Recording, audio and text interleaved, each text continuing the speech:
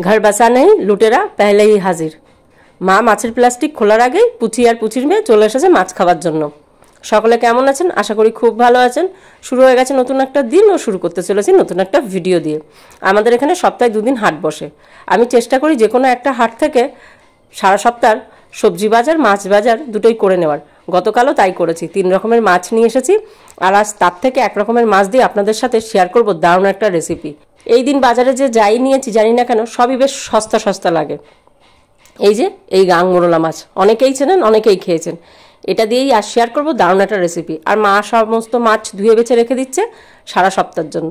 বসিয়ে দিয়েছি গ্যাসের ওপরে একটা ফ্রাই প্যান, তার উপরে দিয়ে দিচ্ছি সর্ষের তেল বেশ অনেকটা, কারণ আজ যে রেসিপিটা রান্না করব তার জন্য দরকার অনেকটাই সর্ষের তেল। প্রথমেই মাছগুলো খুব কড়াভাবে ভেজে নেব। ভিডিওটা একটু এই সময় ফাস্ট করছি, না হলে অনেকটা বেশি লেন্থ হয়ে যাবে। আর এই সময় আঁচটা কিন্তু একদম লো টু মিডিয়ামে রেখেছি। তবে মাছ কিন্তু খুব ছিটে আসে, তাই সবাই চেষ্টা করবেন একটা কিছু ঢাকা দিয়ে ভাজার। ওই একই তেলে দিয়ে দিলাম ছোট ছোট করে কেটে রাখা বেগুন, নুন হলুদ দিয়ে লাল করে একটু ভেজে নেবো। এতে সেদ্ধও হয়ে যাবে আর বেগুনের কিন্তু টেস্টও খুব ভালো আসে যদি এইভাবে বেগুন আলাদা করে ভেজে নেওয়া যায়। সমস্ত তেল বেগুন নিয়ে নিয়েছে, আবারও তেল দিয়ে নুন হলুদ দিয়ে আলুগুলো ভেজে নেবো। আলুগুলো আর তুলে নিচ্ছি না, পাশেই রেখে দিচ্ছি। ওই তেলের মধ্যেই দিয়ে দেবো সামান্য কালো জিরে। এবার দিয়ে দেবো এর মধ্যে রসুন, 5 কোয়া মতন রসুন একটু কুচিয়ে নিয়েছি, কেউ চাইলে বাটাও ইউজ করতে পারেন। দিয়ে দিলাম মাঝারি সাইজের 2টো পেঁয়াজ।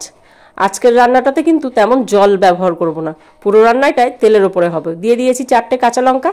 পেঁয়াজগুলো খুব ভালোভাবে হালকা একটু লাল হয়ে যাওয়া পর্যন্ত ভেজে নেব। আর এই রান্নাটা মালতী খেতে বেশ ভালোবাসে। চট করে খুব একটা গাং মোরলা মাছ পাই না, এই দিন পেয়েছি। বোন দেখে বললো এটা মোরলা না, আমি বললাম হ্যাঁ। বললো একটু নিয়ে নে, তুই যে বেগুন দিয়ে রান্না করিস সেই বেগুন দিয়ে তেল দিয়ে ভালো করে রান্নাটা করবি। আমি ঠিক আছে। পেঁয়াজ ভাজা হয়ে গেছে, এবার আলুর সাথে মিশিয়ে নেবো। আর বেগুন তো আগেই ভেজে রেখে দিয়েছি, বেগুন সেদ্ধ হতে বেশি সময় লাগে না, কিন্তু আলু সেদ্ধ হতে তো লাগবে। তাই আলুর সাথে পেঁয়াজটা আবারও মিশিয়ে নিয়ে ভাজবো।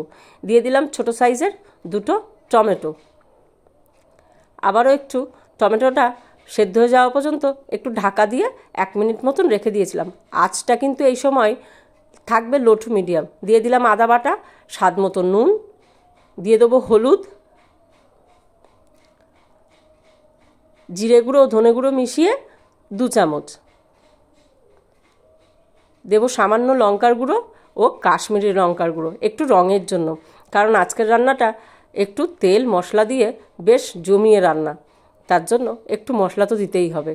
মশলা দিয়ে খুব ভালোভাবে মিশিয়ে নেবো আলু ও পেঁয়াজটাকে। দিয়ে দিলাম ভেজে রাখা বেগুন। বেগুনের সাথে মশলাটা খুব ভালোভাবে আবার একটু মিশিয়ে নেব।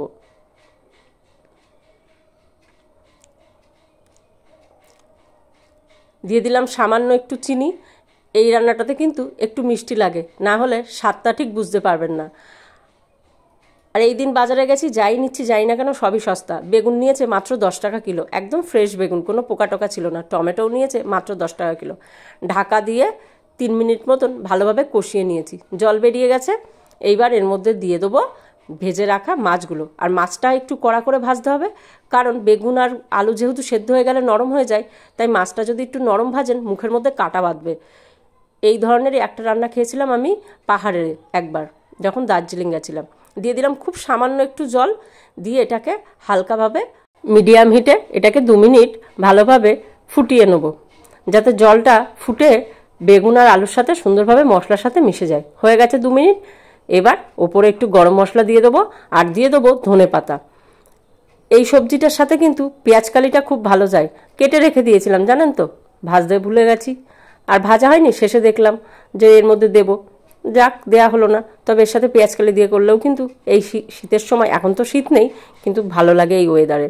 আর রান্নাটা কিন্তু গরম গরম ভাতে খেতে না বেশ ভালো লাগে। হয়ে গেছে রেডি। গাং মোরলা চচ্চড়ি বলুন বা গাং মোরলা দিয়ে বেগুন দিয়ে তরকারি বলুন, যা খুশি একটা নাম হলেই হলো, খেতে ভালো হলেই হলো, আমি তো সেটাই ভাবি। আর টমেটোর দাম খুব সস্তা, মাত্র 10 টাকা কিলো দিয়ে টমেটো নিয়ে এসেছিলাম, বেশ দেশি টমেটো। সেটা দিয়েই বানিয়ে নিচ্ছি একটু সস। সকলে খুব ভালো থাকুন। ভিডিও কেমন লাগলো জানাবেন।